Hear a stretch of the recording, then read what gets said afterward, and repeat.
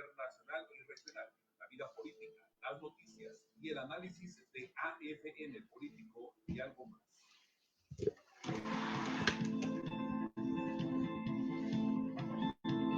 Es momento del análisis del acontecer nacional y regional, la vida política, las noticias y el análisis de AFN político y algo más.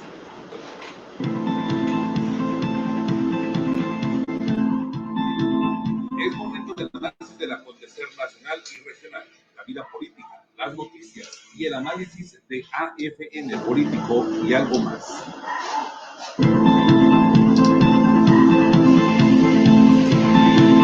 Es momento del análisis del acontecer nacional y regional, la vida política, las noticias y el análisis de AFN político y algo más.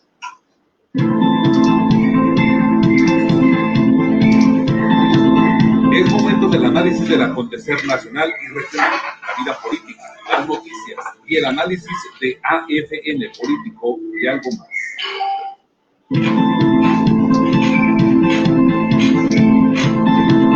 Es momento del análisis del acontecer nacional y regional, la vida política, las noticias y el análisis de AFN político y algo más. ¿Qué tal? Muy buenos días, qué gusto saludarlos. Gracias por acompañarnos en esta primera edición de AFN Político y algo más, que es una producción de Agencia Fronteriza de Noticias y de su directora, nuestra amiga y compañera Dora Elena Cortés. Soy Enrique García y le doy la bienvenida a este espacio hoy que es, señoras y señores, viernes 12 de febrero del año 2021, iniciando esta jornada pasados por agua, por supuesto, y sigue lloviendo. En cumplimiento de los pronósticos climáticos que le hemos venido compartiendo de manera puntual, finalmente el agua ha llegado, no muy intensa, pero de todas maneras tome usted precauciones. Oiga, gracias por acompañarnos. Le estamos transmitiendo esta edición a través del portal de Agencia Fronteriza de Noticias. También de igual manera a través de las redes sociales de Agencia Fronteriza. Les recuerdo que en punto de las 3 de la tarde usted puede accesar la edición nocturna.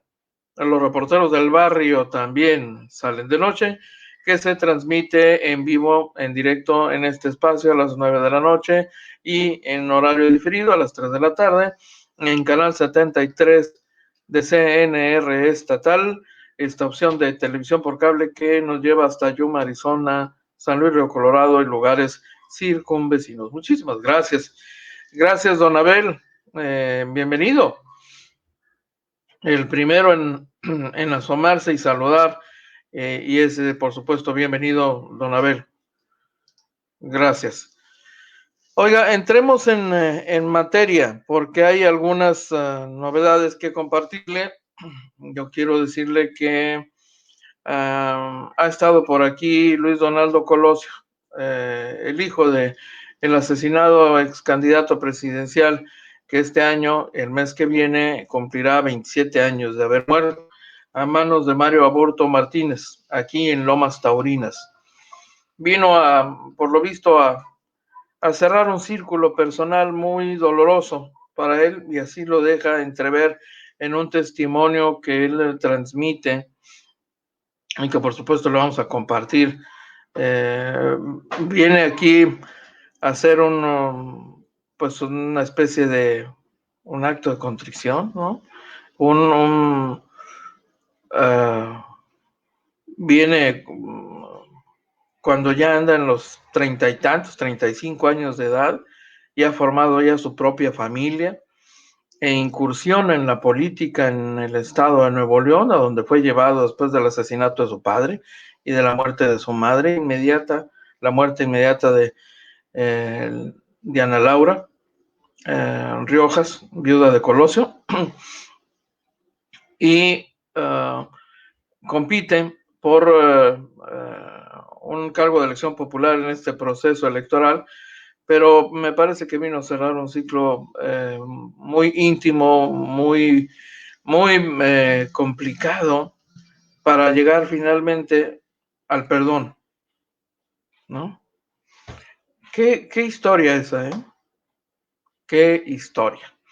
Se lo vamos a compartir el mensaje de Donaldo Colosio, sí, por supuesto. Aquí tiene familia, hay familiares de los Colosio Murrieta, que también conocemos desde hace un buen tiempo. Y le quiero compartir también que el doctor Pérez Rico ha presentado aquí un avance hace unos minutos, 10 minutos, acaba de presentar un avance sobre lo que viene en materia de vacunación para los próximos días. Tan pronto arribe tentativamente el miércoles próximo la siguiente remesa de Pfizer, que sería para los médicos que quedaron pendientes de la segunda dosis de vacunación. No alcanza para más, pero bueno, la buena noticia es que ya en 3 días o 4 se normaliza el abasto de la vacuna Pfizer, y luego viene la de AstraZeneca también. Y nos explica hoy el doctor cómo se estarán aplicando semana con semana conforme vayan arribando las dotaciones de las 2 vacunas y eventualmente alguna tercera que se agregue. Ya está también aquí Leti Flores, les saludo, buenos días, bienvenida. Mi estimado Juan Cabuto, que este fin de semana sea para mantenernos alejados de los sitios atestados de personas festejando. Hagamos lo mejor para la salud comunitaria, sí, por supuesto. Francisco Montiel, bienvenido, buenos días. Sí, está lloviendo. Blanca Lilia Gándara, un gusto saludarte, Blanca Lilia. Buenos y lluviosos días, dice. Pasados por agua. Así es este viernes, qué forma de cerrar la semana. Pero bueno, procedamos con la información porque es importante que todos tengamos muy claro cómo va a funcionar el esquema de vacunación. Aquí tiene al doctor Alonso Pérez Rico y su explicación sobre eso. ¿Por qué tienen tantas camas disponibles? Estas son las unidades auxiliares hospitalarias. Estas son las que ayudan a los hospitales cuando están saturadísimos. En este sentido, ahorita los hospitales tienen menos del 30% de ocupación hospitalaria. Por lo tanto, estas unidades auxiliares están en vías ahorita precisamente evaluando si se cierran en forma temporal y que se aperturen cuando sean necesarias. Pasemos a la que sigue, la unidad auxiliar hospitalaria ambulatoria COPAC, la que está en Mexicali afuera, tiene 12 pacientes, tiene todavía mucha ocupación hospitalaria disponible. ¿Cómo vamos con el registro de la vacuna? Ya 58.933. Miren, ahorita hay muchos rumores de que va a llegar la vacuna AstraZeneca a nuestro territorio, que va a llegar para los adultos mayores. Yo les diría, aquí en la Secretaría de Salud y su servidor habla con certeza. Yo no me voy a poner aquí, yo digo, supongo esto y supongo lo otro. No. Vamos a hablar con mucha certeza porque eso es lo que nuestro pueblo merece.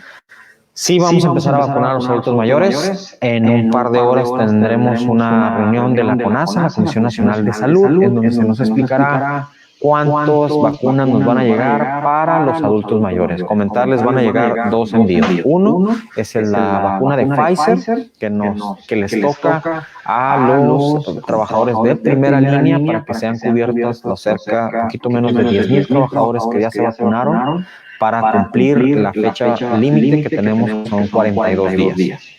Se van a vacunar los que se vacunaron la primera semana.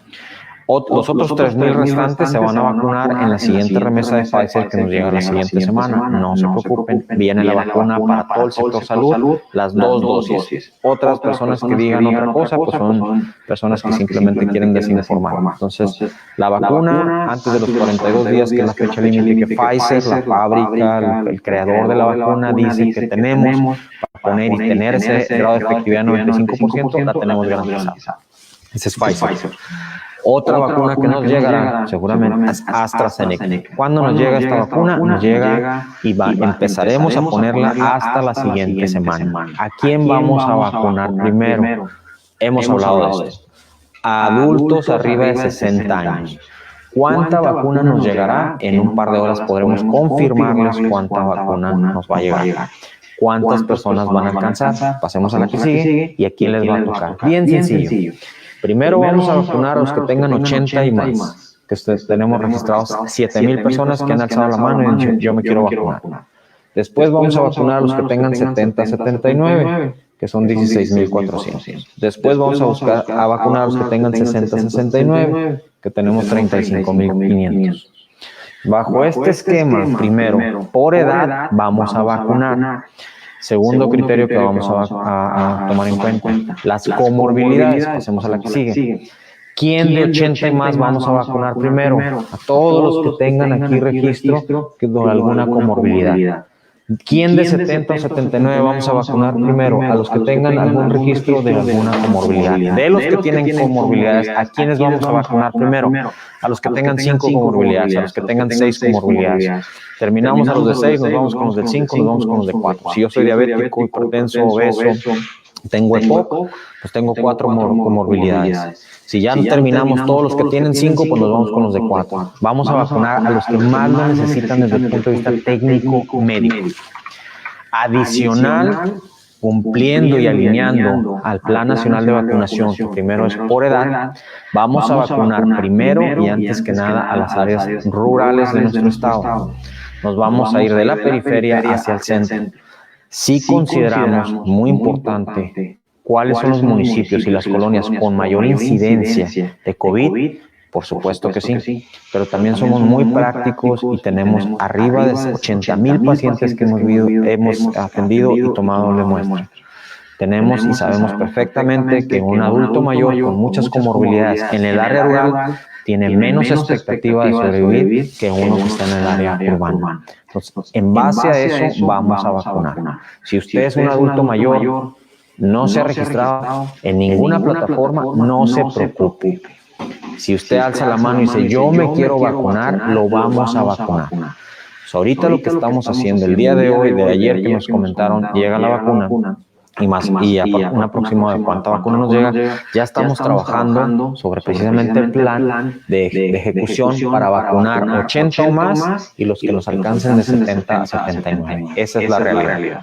En esta semana no vamos a vacunar a ninguna persona de 60 a 69 años porque no nos alcanza la vacuna. La vacuna que tentativamente nos llegará para los adultos mayores será, si nos regresamos al anterior, por favor, un anterior, será en estos rangos. Nos van a llegar en esos rangos, 16,000 adultos mayores de 70 a 79 que ya dijeron yo quiero vacunarme y los 7,000 de 80 más que también nos dijeron, más todos los que no nos han dicho yo me quiero vacunar y que lleguen precisamente o que los censen o que vayan a su centro de salud o que nos digan yo me quiero vacunar, a eso vamos a vacunar. Entonces, el escenario que viene ahorita en puerta es que vamos a empezar la vacunación, empezamos la próxima semana, esto no es de que se desesperen, que corran a los centros de salud, ahorita no hay vacuna en los centros de salud, no va a haber vacuna en los centros de salud, no va a haber vacuna en los centros de integración de bienestar tampoco, se va a llevar y ahí van a ser los puestos de vacunación de las brigadas Correcaminos. Nosotros les avisaremos dónde van a estar esos puestos habilitados en acorde a estos pacientes, quiénes irán y por qué irán, es lo que estamos diciendo. Edad, comorbilidades y la necesidad de disminuir la estadística y epidemiológicamente la pandemia en ciertas colonias se tomarán en cuenta, priorizando las áreas rurales, que no tenemos muchos en el estado afortunadamente, entonces el sur profundo lo vacunaremos en los primeros 2 días. Entonces el escenario es ese. Estén muy al tanto, mañana ya les podremos decir con todo grado de tranquilidad cuántas vacunas nos van a llegar, porque en 2 horas nos dirán a nosotros en la CONASA y no queremos darles números que supongo que creo que yo me dijeron, no, este es el número de vacunas que nos van a dar y les puedo adelantar que va de 80 o más y de 70 a 79. Esos son los grupos que se van a vacunar. No, desafortunadamente, esta semana no vamos a empezar a vacunar de 60 a 69, solamente 70 a 79 y arriba de 80. Ok, adicional a la vacuna, recordemos que tenemos que hacer distanciamiento social, 4 metros en espacios públicos, 2 metros en espacios sociales, lavarnos las manos con agua y jabón. Esto es muy importante, por favor.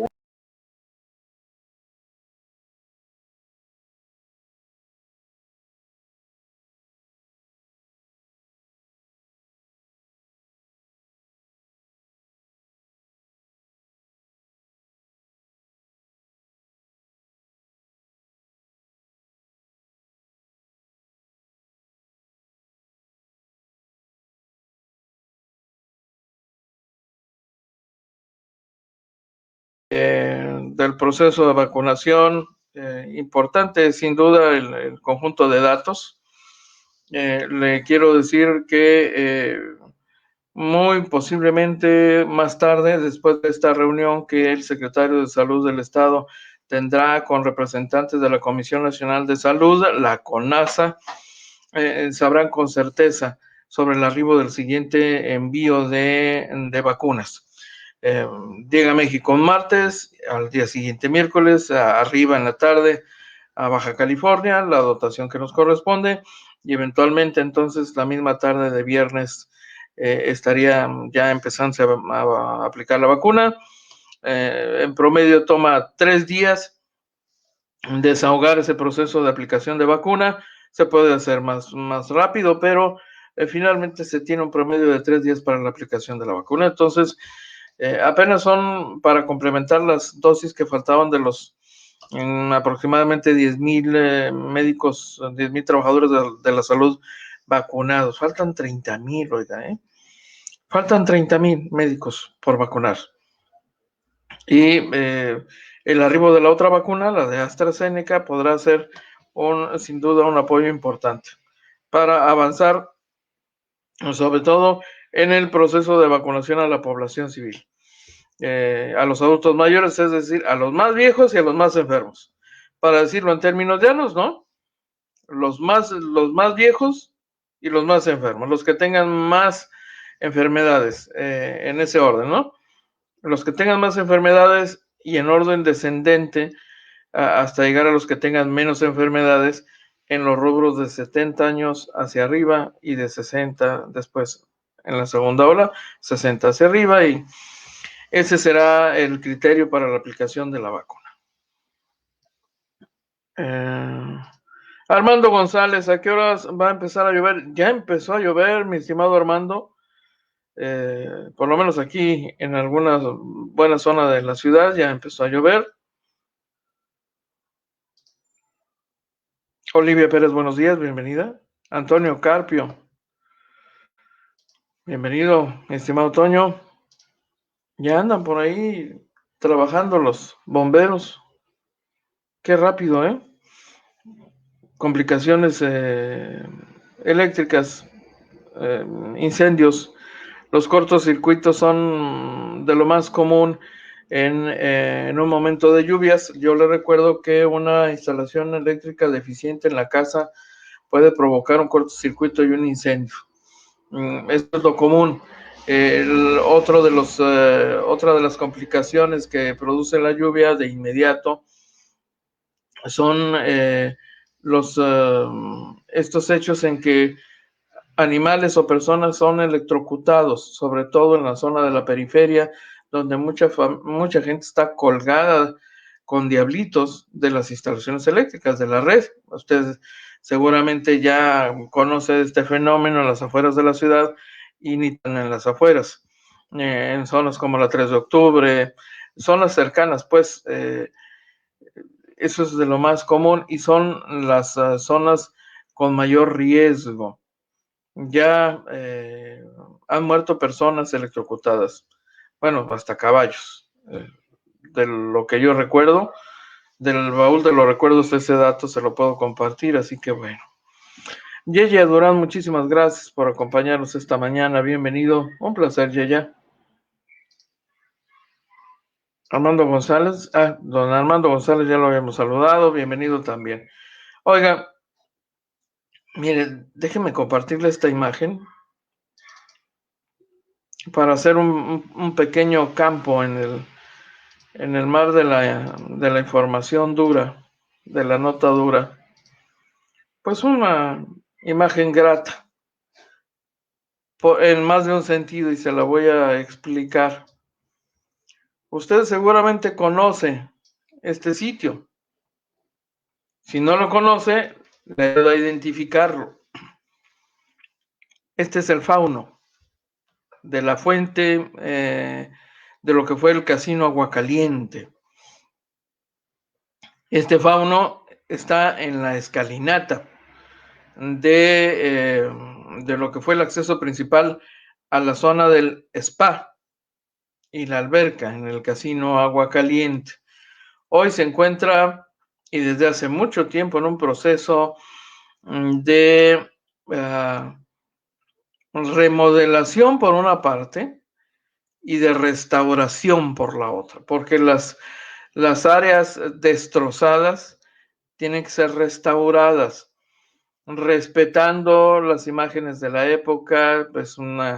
Es un desarrollo, un complejo turístico de los años 20 que colocó a Tijuana en el mapamundi, en el mapa mundial.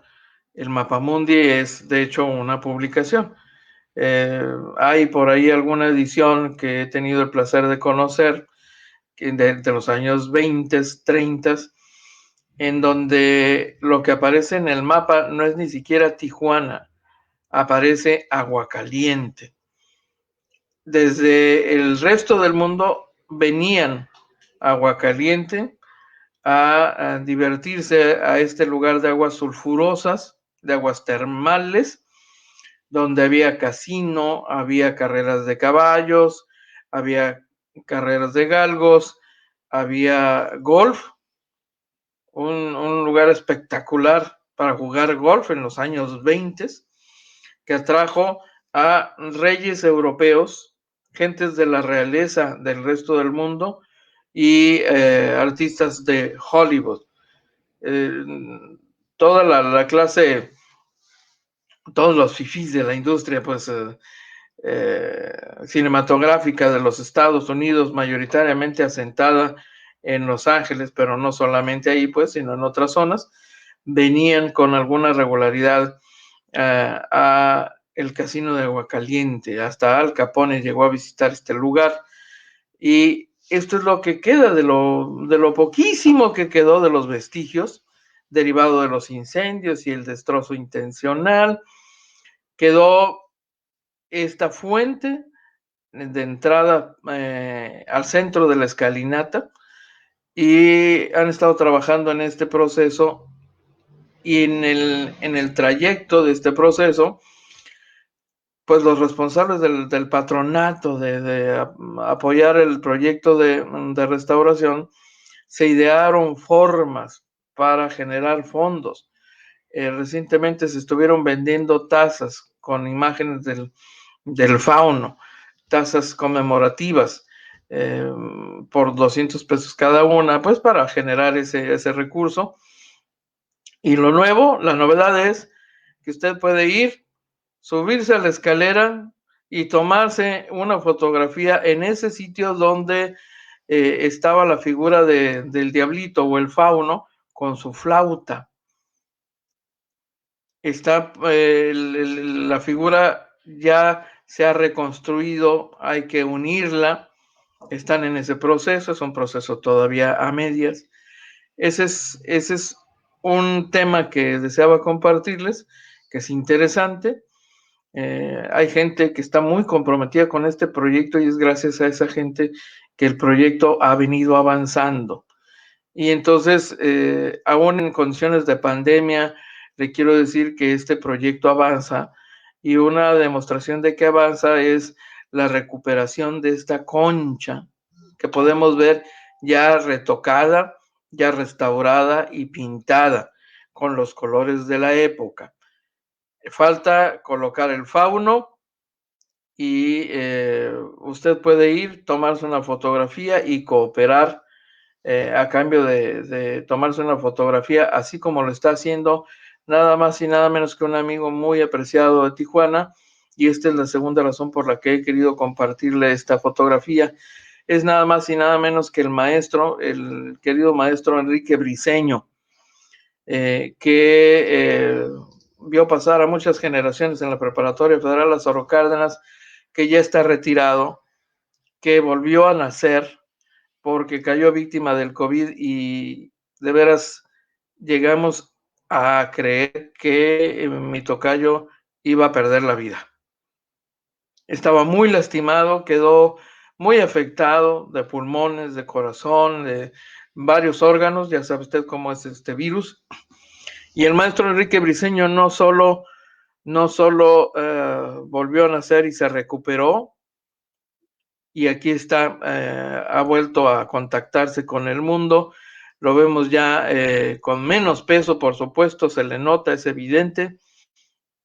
Sigue cuidándose, lo que nos da mucho gusto, tener la posibilidad de volver a interactuar con este maestro que ya en esta etapa de su vida se ha dedicado de lleno a una de sus grandes pasiones, que es la promoción del arte y la cultura.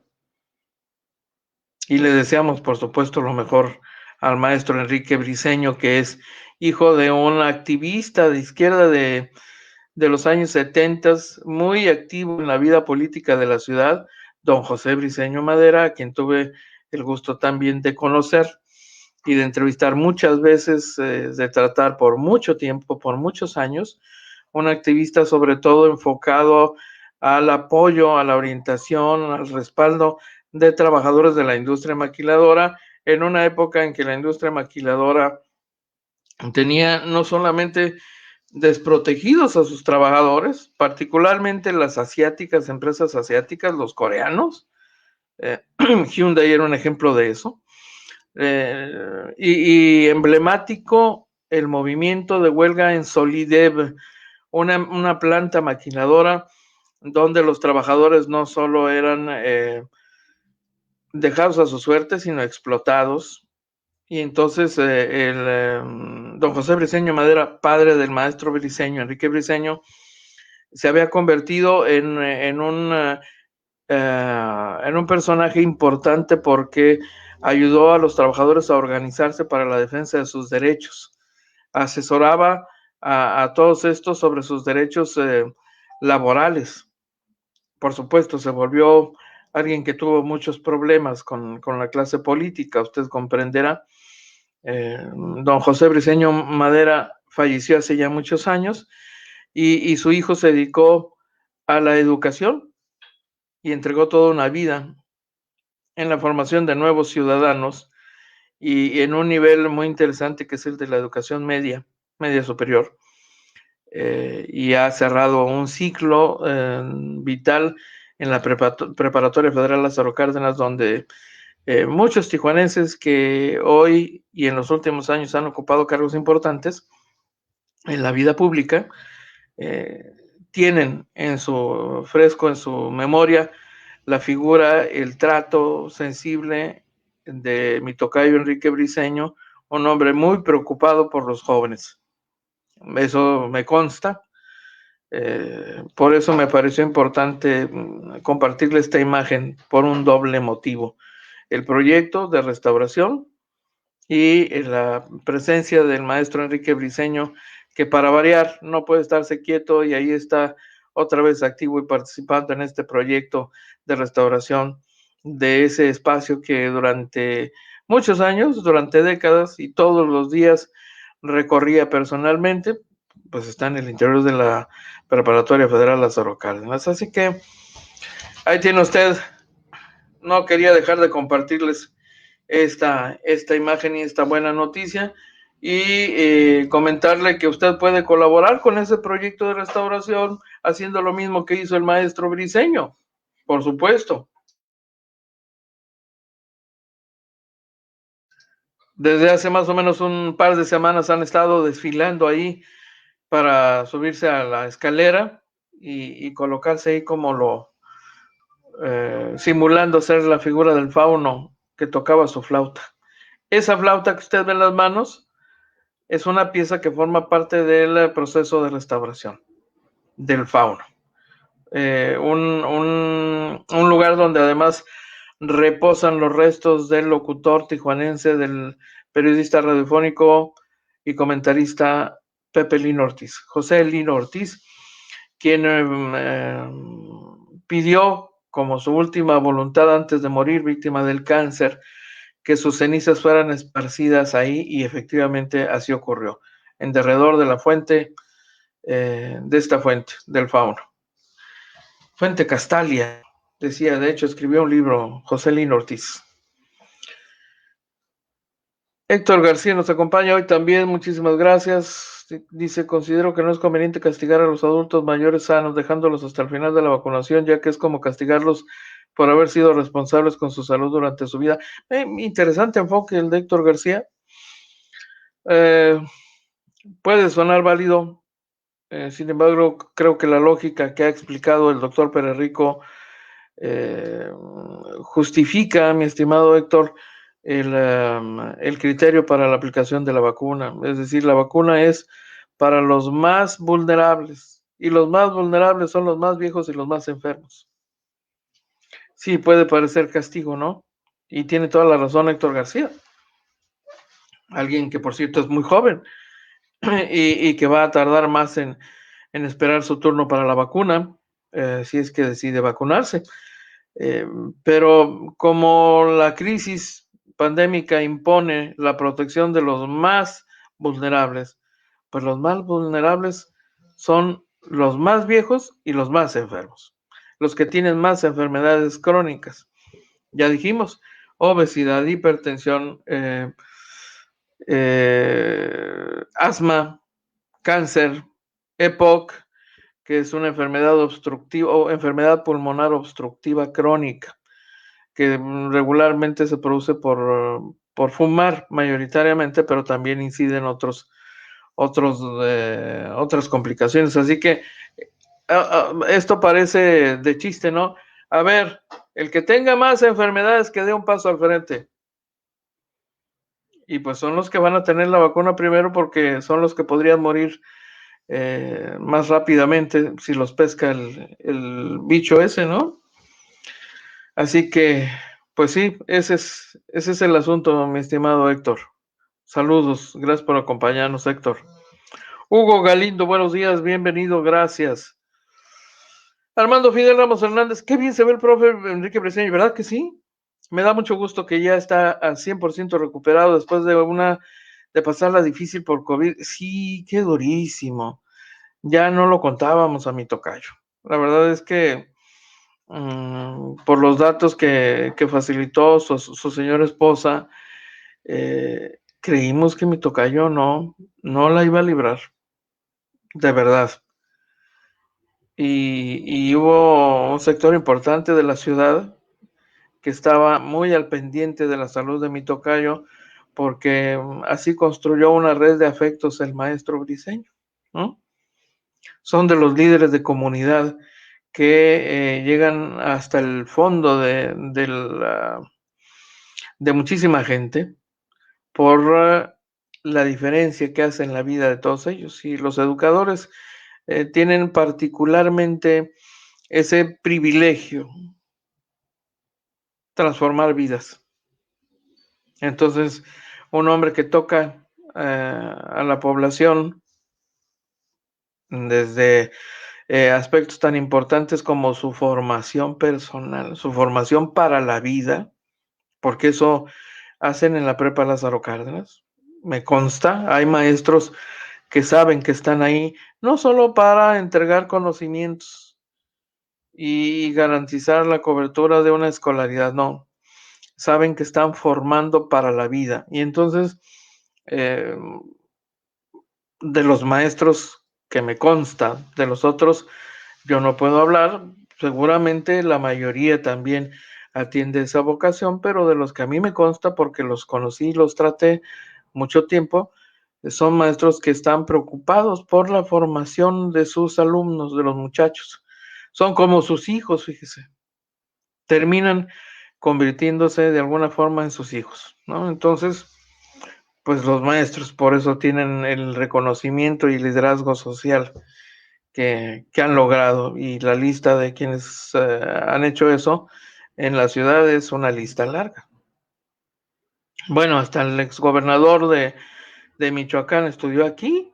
Este hombre que estuvo hace poco más de un año en Baja California como enviado del Comité Nacional de Morena, en calidad de delegado y presidente en funciones de presidente estatal de Morena, Leonel Godoy, cursó sus estudios en la prepa Lázaro Cárdenas, para quienes no lo saben.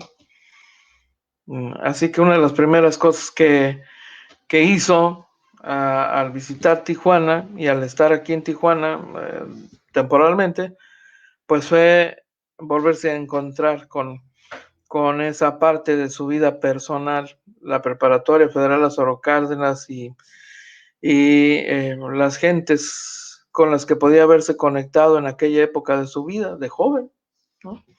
Interesante lo que ha ocurrido ahí en la Preparatoria Federal Lázaro Cárdenas. Juan Cabuto, desde La Paz, nos acompaña. Qué envidia, don Juan Cabuto. Claro que conoce al maestro Briceño, pues por supuesto que lo conoce. Francisco Morán, saludos. Mi estimado Francisco, qué gusto, hombre. Mi capi, un placer. Un placer. Paco Morán, extraordinaria persona. También he tenido el privilegio de conocerlo desde mis días de reportero policiaco. Forma parte de esa generación que ya van casi de salida, pero que todavía han aportado, todavía están ahí vigentes y han entregado toda una vida al servicio en las filas de la Policía Municipal. Y mire que conozco bastantitos muchos. ¿Ya se detuvo tantito el agua? ¿Un poquito aunque sea? Hombre, parece que sí. Oiga, es momento de que le comparta las palabras de Luis Donaldo Colosio, que estuvo hace algunas horas en Lomas Taurinas, y vino, le insisto, usted se va a dar cuenta, vino a cerrar un círculo personal, un doloroso círculo personal, de alguien que a los 8 años de edad pierde a su padre, no sabe por qué, no entiende por qué, lo único que sabe es que se quedó sin su papá, ¿no? Se quedaron sin su padre, él y su hermanita. Y a las pocas semanas, muere su mamá, pierde su madre también, Diana Laura, que ya estaba enferma de cáncer y en una etapa muy complicada, prácticamente en etapa terminal, muy delgada Diana Laura, acompañando a Luis Donaldo Colosio en la aventura de la candidatura presidencial. Difícilmente habría podido acompañarlo en el poder. Diana Laura estaba marcada ya, su suerte estaba echada, no había posibilidad de detener el avance del cáncer, por más que se hizo lo posible, ya no era factible. Y entonces viene este infausto acontecimiento del asesinato de Luis Donaldo aquí en Lomas Taurinas, un acontecimiento que provocó un shock en la ciudad, un shock en todos los reporteros que cubrimos este episodio de la vida local y nacional, que no acertábamos a asumir el impacto del asesinato, ¿no? Ahí en Lomas Taurinas, imagínense cómo podría hacerlo un chamaco de 8 años que pierde a su padre y a las pocas semanas pierde a su madre, ya no tenía razones prácticamente que la sostuvieran en pie, solo el amor a sus hijos y la preocupación por sus hijos, pero eso ya no estaba en sus manos, era imposible. Diana Laura se iba a ir, iba a dejar a sus hijos. Estoy imaginando el proceso dolorosísimo que puede significar para eso, para Diana Laura, entender que iba a dejar solos a sus hijos. Entonces, pues la familia se hace cargo de los chamacos, los sacan del mundo real, los enclaustran, los ponen en una burbuja protectora, se los llevan a Nuevo León y ahí les ayudan a construir una vida. Y entonces, conforme pasan los años, Luis Donaldo Colosio Jr. empieza a conectarse con el mundo y pues en atención a esa inquietud personal que podemos entender muy claramente de saber qué onda con su papá, ¿no? Entender por qué no está con él, entender qué pasó, primero saber exactamente qué pasó y poco a poco a ir retomando el hilo de su pasado, esa parte del pasado que no conoció, y tardar 27 años en regresar, en venir aquí a Lomas Taurinas a ver el sitio donde cayó su padre. Así lo plasmó. Así plasmó su impresión Luis Donaldo Colosio hace unas horas aquí en Lomas Taurinas.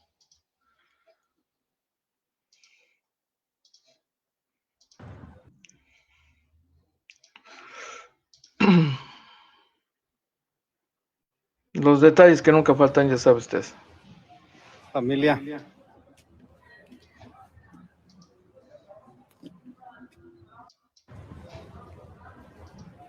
Familia.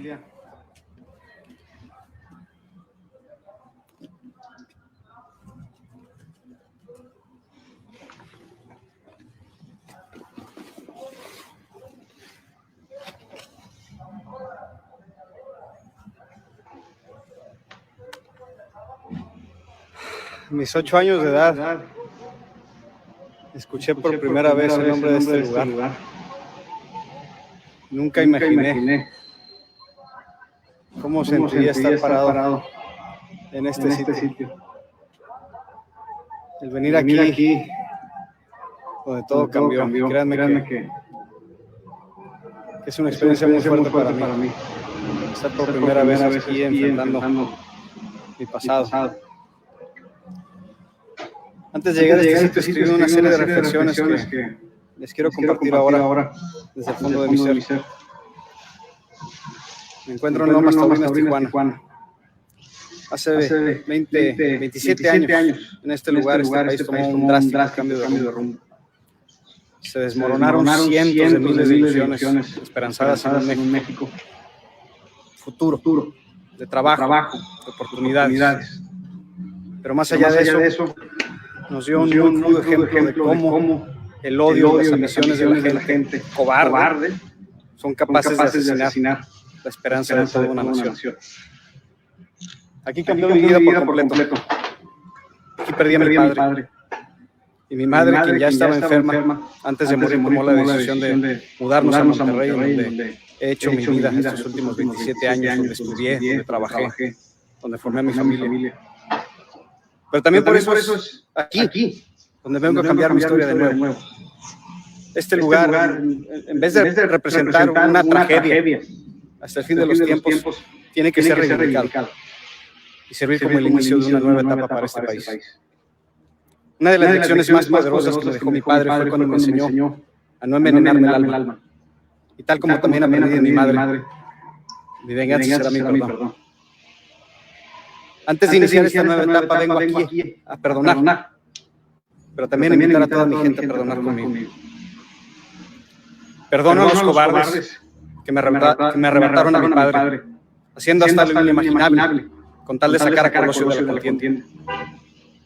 Perdono al asesino que tomó su vida, producto de circunstancias inciertas, desesperadas, posiblemente obligadas, por las que atravesaba en aquel momento.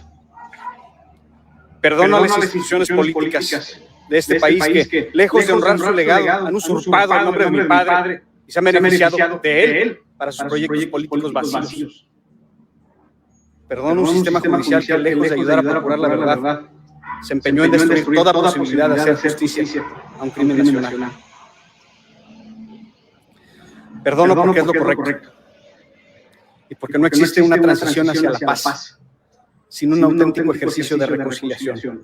Y porque está solo en mi persona la obligación de tomar este paso hacia adelante. Pero hay cosas que no perdono ni perdonaré jamás. Lo que en mi familia y a mí nos sucedió, aunque de manera muy pública, no es tan distinto a lo que le ocurre a miles de familias mexicanas todos los días y que viven ese sufrimiento en el olvido. No perdono que en México continuemos permitiendo que tantas familias padezcan lo mismo que ha sufrido la mía por las ineficiencias e imprudencias de nuestro sistema de gobierno. No perdono que miles de familias sufran diariamente la pérdida de un padre, de una madre, de un hijo, de una hija, de un cónyuge, cualquier ser querido, víctimas de la violencia que azota nuestra tierra, o de un sistema de salud que tras décadas de descuido hoy le pasa la factura a miles de vidas que se perdieron en la esperanza de una atención digna. No perdono y me ofende que tengamos en nuestra niñez el futuro y principal propósito que siempre debe tener México en el abandono educativo, y que ese rezago se traduzca en las enormes desigualdades sociales que vivimos todos los días, tal y como lo dijo mi papá.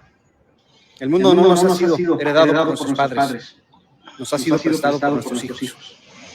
No perdono que nuestra clase política, lejos de evolucionar, siga fomentando las viejas prácticas que secuestran el poder para servir a sus propios grupos e intereses perversos. No perdono que en momentos de crisis y de devastación nacional nos escuchen llamados a la unidad y solidaridad de parte de nuestros liderazgos. Todas y todos los que vivimos en este país tenemos la responsabilidad ciudadana de salir adelante y por ello nos vemos obligados a reconciliar a la nación con la nación. Aquí he dejado una ofrenda representativa del sacrificio que hace tanto tiempo tiñó a este suelo con lo más preciado que tenía y que hoy en la mirada de mis hijos reconozco como necesaria para que con mi propia vida de frente encaremos a un sistema, a una clase política, a una sociedad dividida y manifestar que mi pasado, nuestro pasado, se debe de quedar en donde está. Aquí y ahora comienza una nueva y urgente historia para mí y la pongo a los pies de mi país. Con todo lo que soy, con todo lo que tengo, con todo lo que pueda aportar. Es mi propósito de vida, detonar el surgimiento de una generación nueva y diferente, de liderazgos que con integridad, con congruencia, se arrojan al servicio de nuestra gente, pero también el lograr que nuestra gente despierte su conciencia en esta nueva realidad. En México compartimos espacios todos dentro de un mismo barco y por más diferencias e intereses que distingan a las diferentes personas y regiones de esta tierra, somos todos partícipes del destino mexicano y por ende somos responsables del rumbo que tome nuestra patria. O remamos todos parejo para el mismo lado, o estaremos condenados a hundirnos todos por igual. Doy este primer paso, este salto de fe, con la esperanza de que mi país y mi gente lo tome también conmigo. Gracias, papá.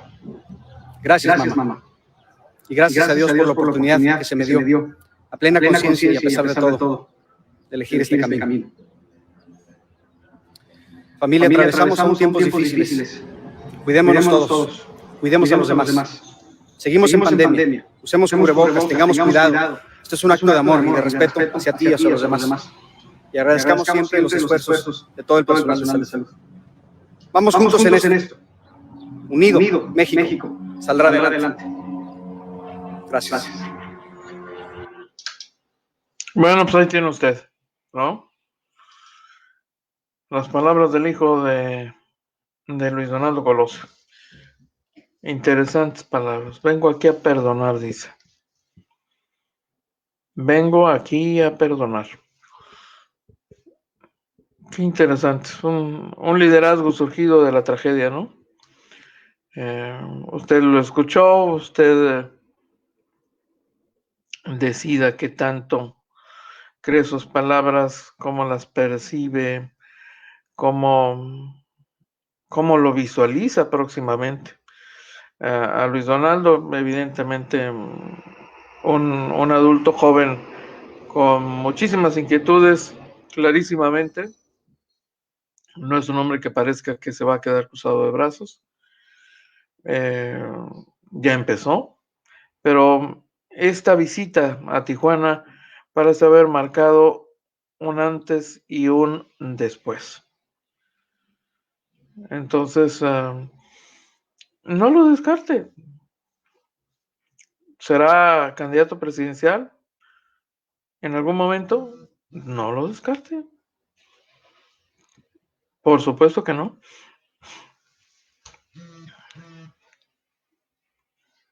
Adriana Ornelas Maravilla. Saludos a Adriana, exregidora de Tijuana. Bienvenida.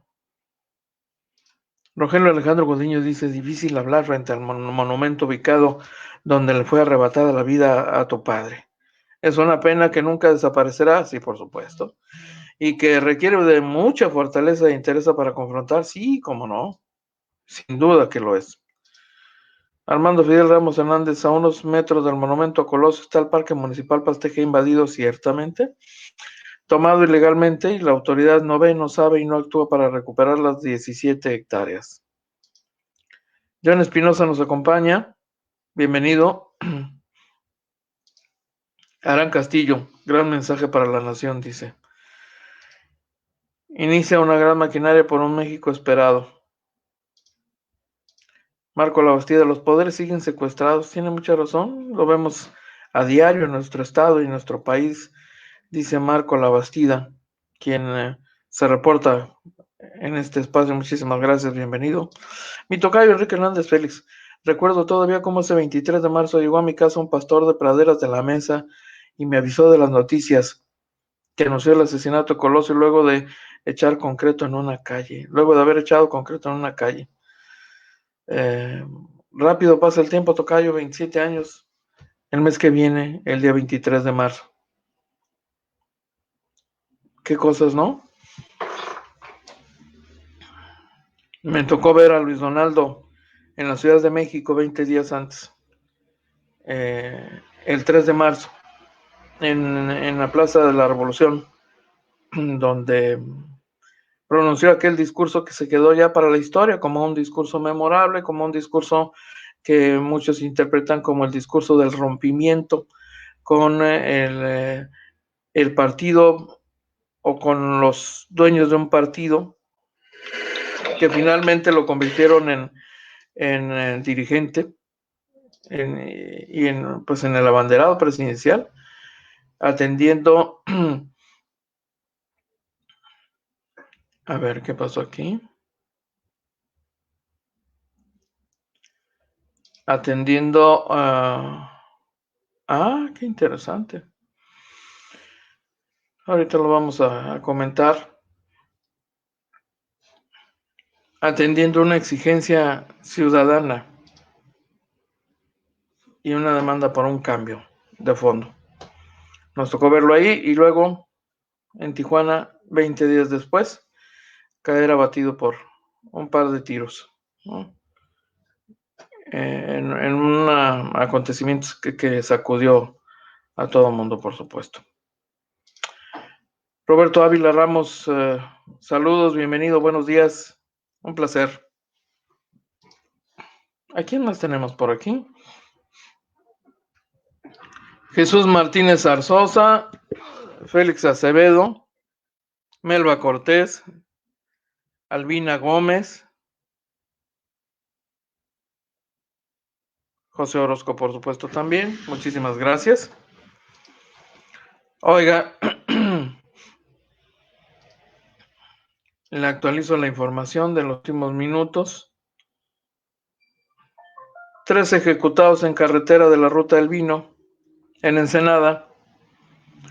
Para variar, la ola de violencia sigue y Ensenada sigue siendo el escenario, el teatro de operación de grupos de narcotráfico que se disputan el control de la plaza, bueno, de toda la plaza, Baja California, pero de las plazas particulares, en el caso de Ensenada, los cuerpos quedaron tendidos ahí a un costado de la carretera Tecate-Ensenada, a la altura del kilómetro 82, en la delegación Francisco Zarco.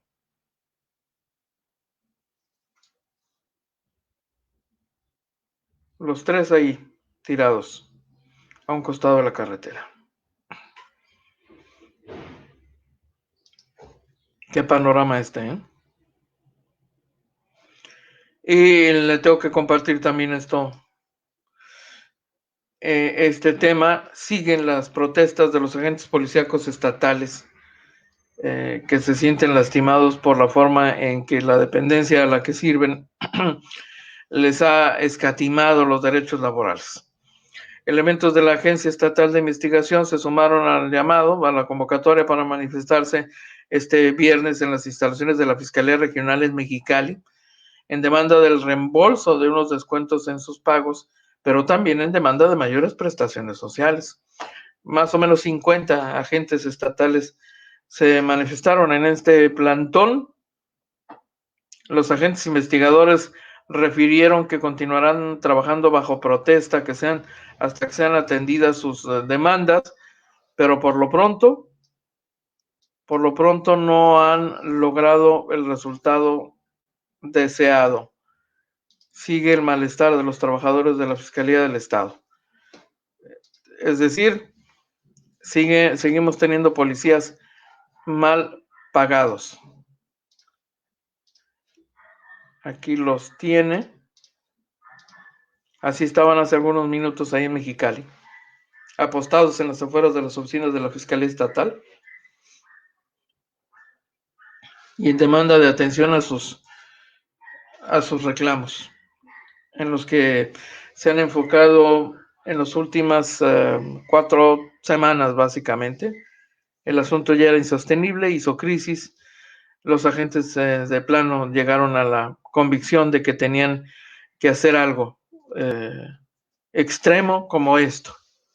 Y es un acto extremo que los integrantes de un cuerpo de seguridad de la ciudad tengan que manifestarse, ellos que representan a la autoridad en algún sector de la vida local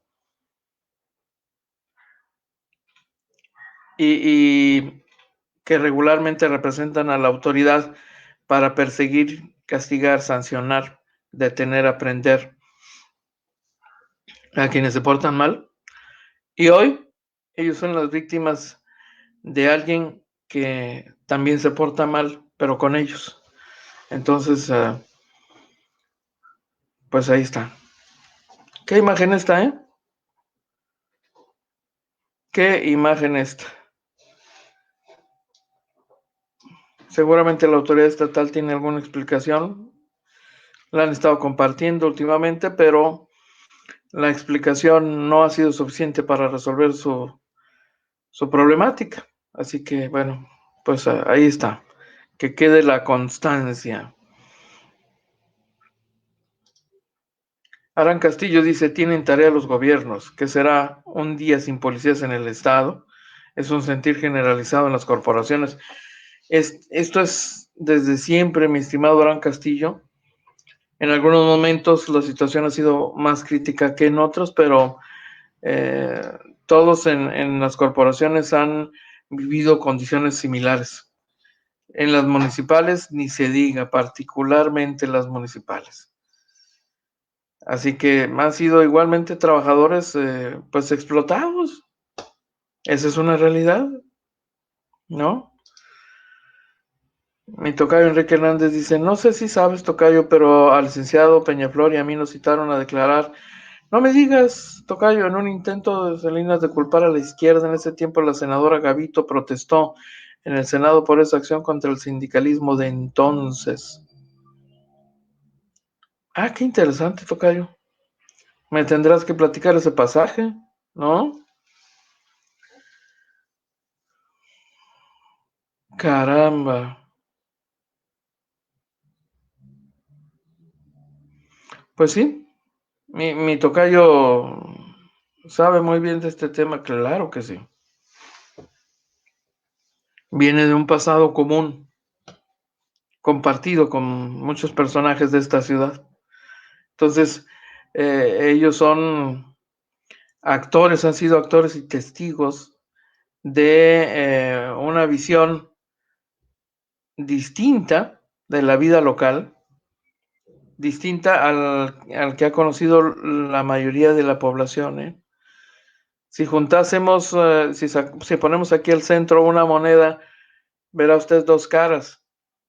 La mayoría de la gente ha conocido un rostro, una cara, pero la realidad tiene más de una cara. Y hay un sector de la población que está del otro lado. Esa cara regularmente no ha sido muy conocida. Mi tocayo es parte de una generación de tijuanenses que ha sido no solo testigo, sino protagonista de ese rostro poco conocido, incluso desconocido de la historia de la ciudad. Así es que, tocayo, cuando gustes, ¿no? Será interesante que nos compartas eso, por supuesto. Faltaba más, sobraba menos. Que ya se me fue el tiempo, pero ¿por qué carambas, hombre? ¿Qué sucede? ¡Qué rápido! Yo aquí tan a gusto que estoy compartiéndoles información y me quedan más materiales en la buchaca, ¿no? Para compartirles, pero me temo que tendré que esperar un par de horas para regresar en la edición de la 1 de la tarde para entregarles el resto de material, más lo que se acumule de aquí a la 1, que por supuesto hay por ahí en la agenda un par de asuntos que vale la pena compartirle.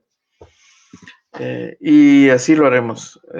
Listos para la entrega de información en la edición de la 1 de la tarde. Por lo pronto, que tengan ustedes una mañana extraordinaria.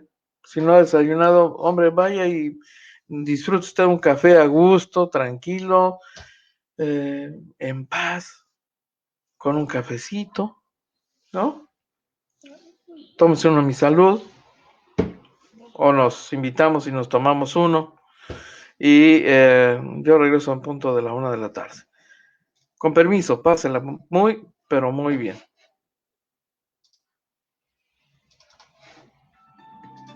Y es todo por hoy. Lo invitamos para que nos siga de lunes a viernes, de 12 a 1 de la tarde por este canal. Agencia Fronteriza de Noticias es el portal de noticias más influyente y que